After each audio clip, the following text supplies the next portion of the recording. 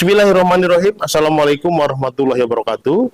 Kembali jumpa bersama saya, Uten Sutendi, dalam Speak Up.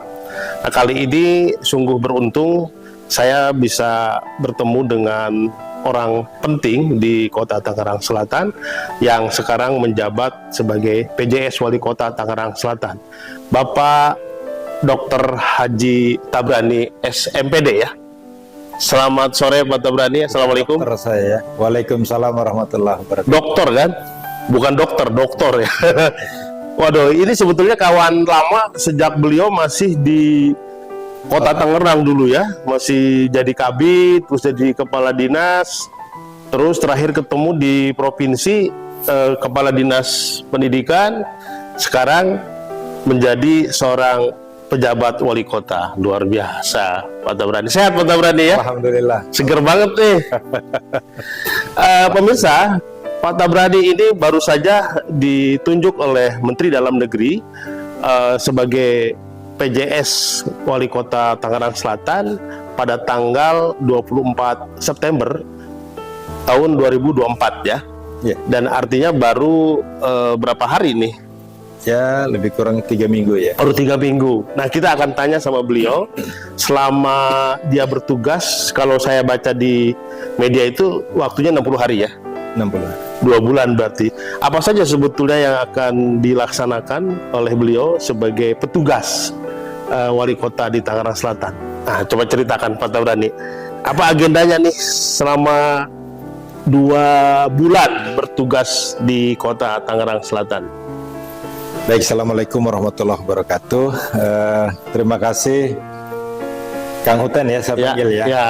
Terima kasih Kang Uten, sahabat lama yang hari ini alhamdulillah saya bisa ketemu. 24 September saya dikukuhkan menjadi PJS Wali Kota Tangerang Selatan. Berdasarkan SK Bapak Menteri Dalam Negeri yang dikukuhkan oleh pejabat Gubernur Banten. Sebagai ASN tentunya sudah menjadi janji. ASN itu siap ditempatkan dan ditugaskan di mana saja. Dan saat ini saya ditugaskan menjadi PJS Wali Kota Tangerang Selatan. Ya, saya harus jalankan dan saya harus ya. Kan di Banten itu banyak sekali pejabat yang senior ya, katakan begitu ya. Ya. Kenapa Pak Tabrani yang ditunjuk jadi PJS? Kira-kira apa itu? Kalau itu saya tidak bisa cerita karena itu kan kewenangan ya. Kewenangan dari pimpinan. Iya. Dan atasan. Iya. Mungkin ada penilaian-penilaian ya. Saya tidak harus bertanya karena sekali lagi dan tidak meminta juga. Tidak meminta. Jabatan kan tidak boleh diminta-minta. Oh, jabatan tidak boleh diminta ya? Tidak boleh diminta. Tapi diperjuangkan boleh dong. Ketika saya ditugaskan ya saya harus dengan baik. Dan baik ya. Nah, terus apa tugas terpenting ya yang paling utama selama bertugas di ini kira-kira? Di dalam surat keputusan itu saya dijelaskan. Nah, yang paling penting saya harus jalankan adalah satu, harus dipastikan bahwa pemerintahan itu tetap berjalan sebagaimana biasa. Pelayanan publik tetap harus berjalan. Tidak boleh terkurangi. Meskipun kepala daerahnya itu dijabat oleh pejabat sementara. Tidak boleh terkurangi. Ya, ditingkatkan boleh pelayanan publik karena itu menjadi kewajiban. Ditambah nggak boleh? Ditambah boleh kalau memang untuk lebih baik. Ya, misalnya seorang PJS mengambil tindakan-tindakan politik, tindakan-tindakan kebijakan strategis, bisa. Kalau jadi itu satu. Yang kedua, saya harus memastikan bahwa tetap terjadi keamanan dan ketertiban di Tangerang Selatan ini. Keamanan dan ketertiban. Makanya saya ajak seluruh unsur dan komponen masyarakat. Saya ajak untuk sama-sama menjaga Kota Tangerang Selatan yang kita cintai ini untuk tetap aman, tertib, dan dalam suasana yang kondusif. Yang ketiga, saya punya tugas adalah memfasilitasi penyelenggaraan pilkada wali kota dan wakil wali kota. Saat ini tahapannya sudah sampai kepada tahapan kampanye. Saat ini. Dan ya, atau serta menjaga netralitas ASN. Itu menarik tuh. Nah, itu yang saya lakukan hari ini. Menarik tuh. Dalam rangka menjalankan tugas ini, saya sudah kumpulin semua kepala OPD. Dari mulai sekda, asisten, staf ahli, kepala OPD, itu dikumpulin. Saya sampaikan bahwa kita ASN, netralitas itu menjadi utama. Tugas kita adalah menjalankan pelayanan kepada masyarakat. Saya undang juga camat, lurah, bahkan sampai staf-staf yang ada di tingkat kecamatan, kelurahan. Saya roadshow ke kecamatan-kecamatan. Oke, sebelum masuk ke netralitas, pertanyaan saya tadi itu, bisakah misalnya seorang PJS itu mengambil kebijakan strategis ya, misalnya merepositioning jabatan gitu kan, atau mengambil kebijakan-kebijakan yang politik misalnya, itu yang strategis. Tadi saya baru 2 ya sampaikan di dalam surat keputusan itu ada 5 yang tertulis. Yang pertama, tadi yang kedua ya, yang ketiga melakukan langkah-langkah yang memang dipandang perlu untuk mengambil kebijakan bersama dengan DPRD.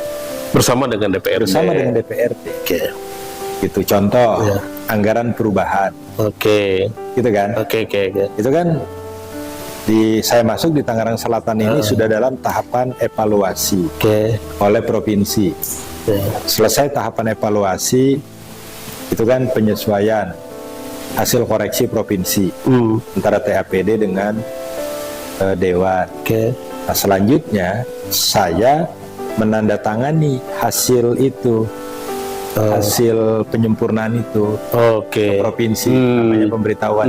Disebut itu strategis, itu bisa. Kalau kayak semacam perwal bisa? Nggak bisa. Nggak bisa. Sepanjang dibutuhkan sangat emergensi, kemudian itu disetujui oleh DPRD bisa. Nah, yang kelima ada nih, yang bisa saya jalankan. Jadi 1, 2, 3, keempat. Nah, ini yang kelima. Dapat melakukan pengisian kosongan jabatan atas seizin tertulis dari Bapak Menteri Dalam Negeri. Misalnya ada dinas kosong, bisa mengangkat dinas, bisa ya. Tapi seizin Depdagri, Kementerian Dalam Bapak Menteri Dalam Negeri. Ya memang aturannya kan seperti itu kan, walaupun bukan PJS kan memang begitu kan. Nah sekarang nih kalau soal netralitas nih, ini penting ini. Bagaimana caranya Pak Wali Kota nih, Pak PJS ini bisa menjaga netralitas PNS di sini? Kalau itu kan PNS sudah ada aturannya ya. Undang-Undang ASN yang terakhir, Undang-Undang 20 2023, bahwa ASN itu tidak boleh berpolitik praktis dan dia harus netral. Itu ada undang-undang dan itu ada sanksinya di situ. Dan itu caranya saya sampaikan itu. Bentuk dia, kita tahu bahwa dia tidak netral, misalnya seperti apa? Ya macam-macam lah. Dia berpihak kepada salah satu kandidat. Ikut kampanye misalnya? Ikut kampanye, memfasilitasi kandidat, gitu kan? Terus ikut rapat-rapat misalnya?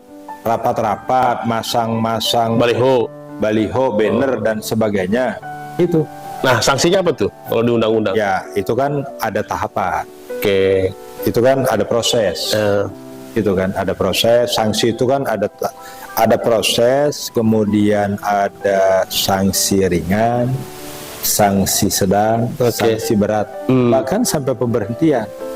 Khusus untuk di pilkada ini kan ada juga prosesnya melalui Bawaslu, Gakumdu, gitu. Ada proses. Nah, Kan kita susah mengontrol pikiran orang ya, apalagi di dunia politik gini. Bagaimana misalnya Pemkot di bawah Pak Tabrani PJS itu bisa mendeteksi ada yang tidak netral atau netral, itu gimana itu? Begini, kalau urusan, kalau dia tidak netral, keberpihakan itu gampang dideteksinya. Ya, Gampang. Kalau tidak netral, kan pasti ada orang lain yang melihat, yang melaporkan. Bawaslu misalnya gitu, Masyarakat punya bukti fisik boleh bahwa melaporkan. dia tidak netral, melaporkan itu kan bisa. Oke, jadi masyarakat bisa melaporkan. Kalau ada ASN yang tidak netral, ASN yang ikutan kampanye iya, dan soal seterusnya. ASN punya hak politik secara pribadi itu kan hak masing-masing Nah itu dia maksud saya, kan dia punya hak politik dong, untuk diri sendiri.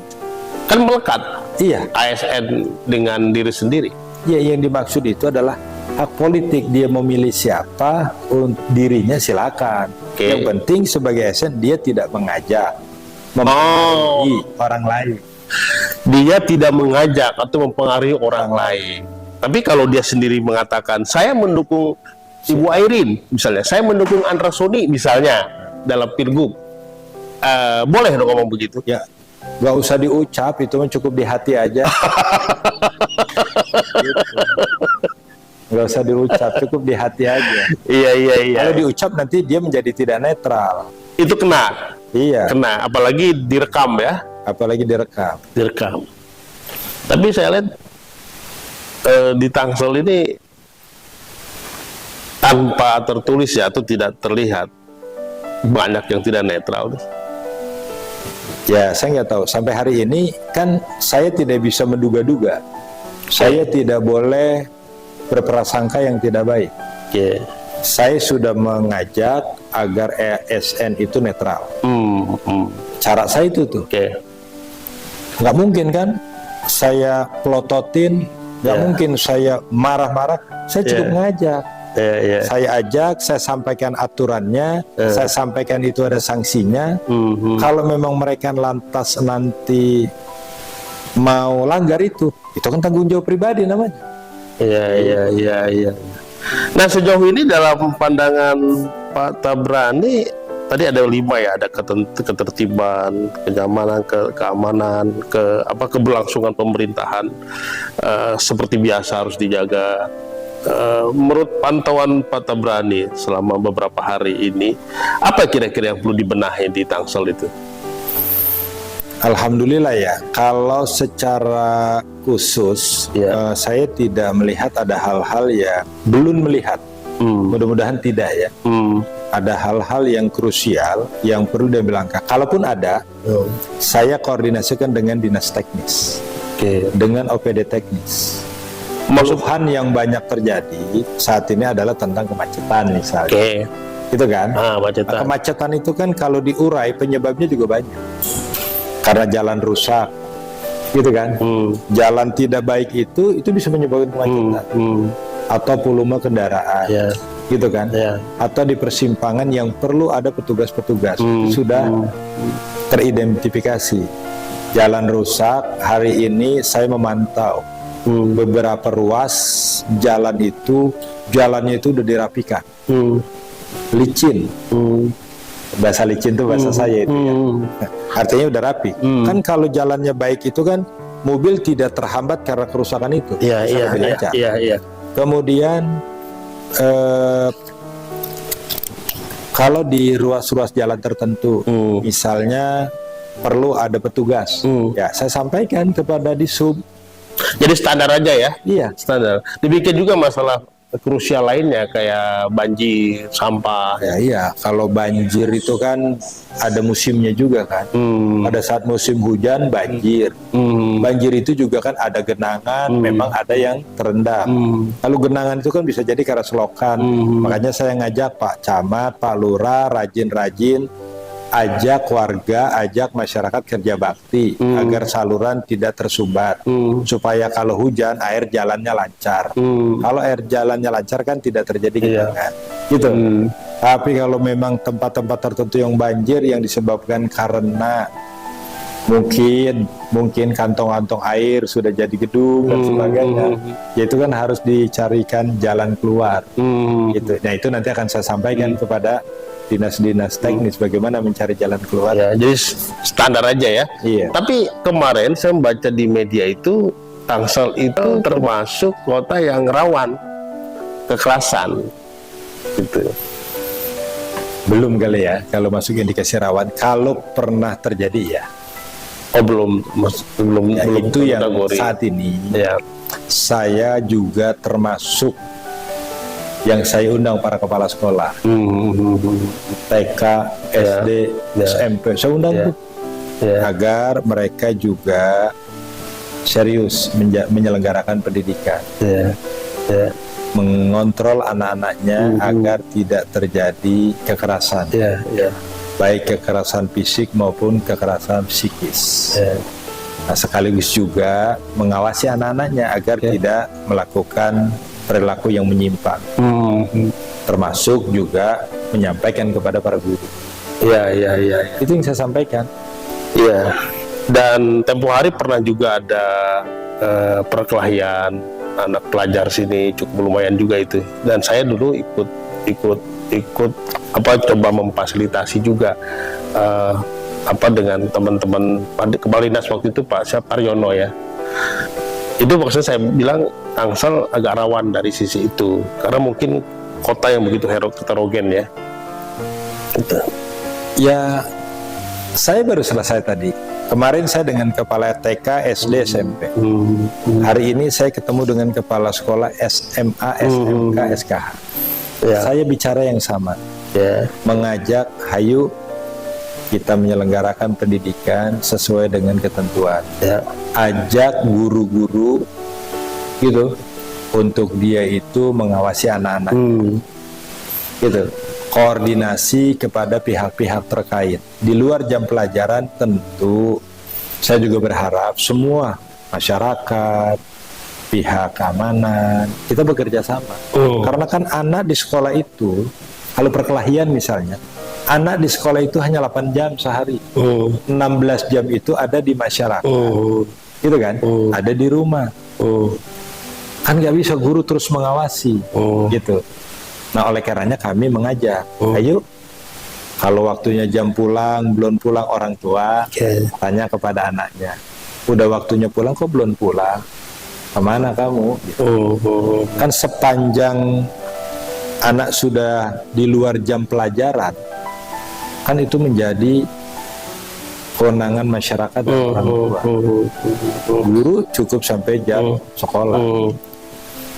Persoalan tugas dan tanggung jawab guru itu juga nggak henti-henti membangun mentalitas. Makanya ada sekolah-sekolah juga kan sekarang yang dilakukan, banyak sekolah yang melakukan bagaimana membangun mentalitas agar dia disiplin, tidak terlibat tawuran, gitu. Ya.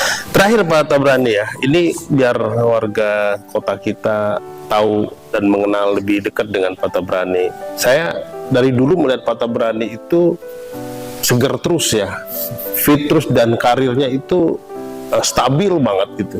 Apa sih yang membuat Pak Tabrani begitu konsisten gitu, stabil? Apa kiatnya itu? Ya terima kasih Kang Uten. Jadi hidup ini kan pilihan. Termasuk memilih menentukan karir. Saya ini guru. Awalnya guru. PNS saya guru. Ketika saya menentukan pilihan pindah ke birokrat, struktural ke birokrat, itu adalah pilihan. Saya dari staf, saya dari kepala seksi, saya ke Kasubdin, saya jadi kepala dinas. Itu ngalir aja ya? Ngalir aja. Dan saya sudah 10 dinas yang saya tempati sebagai pejabat eselon 2. Jalan aja. Pokoknya apapun yang diberikan tugas oleh pimpinan, kita kerjakan dengan ikhlas. Pimpinan mindahin kita ke sana ke sini, itu yang punya kewenangan menilai adalah pimpinan. Ya, saya pernah dengar Pak Tabrani juga tokoh kesayangannya Pak Wahidin Halim. Ya itu kan persepsi. Oh gitu ya, terus. Jadi ya itu kan persepsi. Kalau ada atasan sayang kepada bawahan, Ya, saya kira wajar-wajar saja.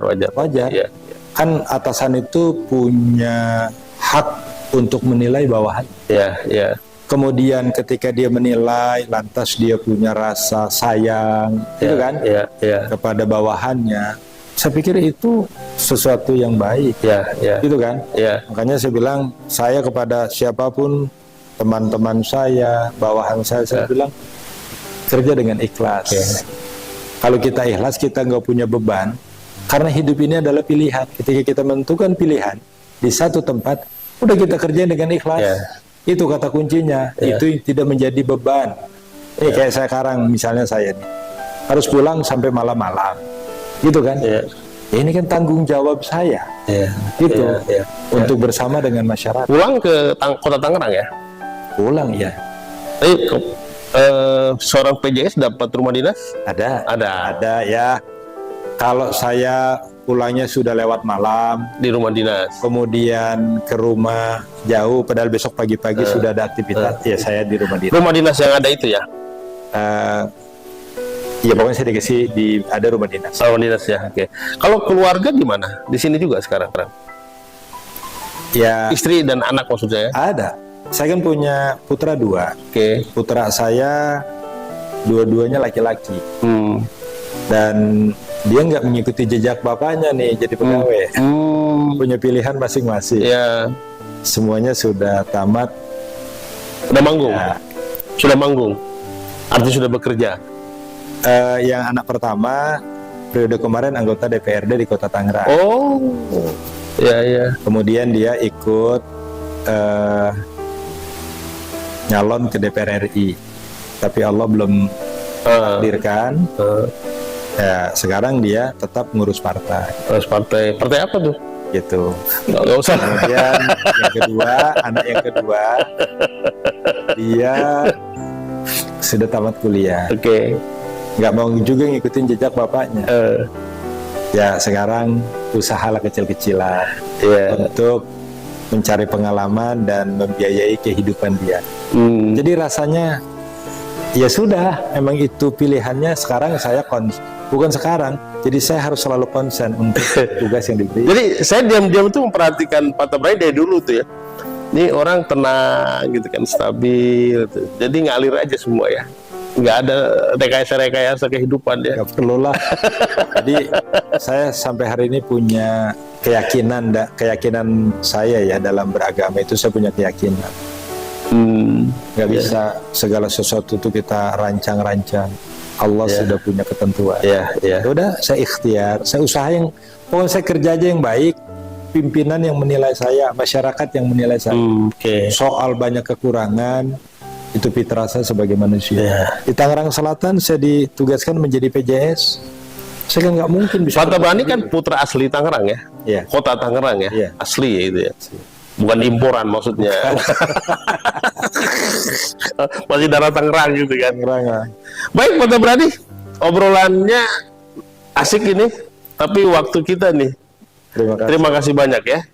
Semoga sehat selalu dan terus bekerja dengan sangat ikhlas tadi demi kota tersayang kita, Tangerang Selatan. Baik pemirsa, di mana saja berada, demikianlah obrolan saya dengan Pak Tabrani, tepatnya Dr. Haji Tabrani, MPD, PJS Wali Kota Tangerang Selatan. Kunci sukses beliau adalah bekerja mengalir dengan tulus ikhlas dan tetap mengabdi kepada pekerjaan dan kepada atasan. Begitulah cara dia membuat hidupnya stabil, konsisten, dan karirnya terus menanjak. Terima kasih, sampai jumpa lagi dengan Uten Sutendi di podcast berikutnya. Assalamualaikum warahmatullahi wabarakatuh.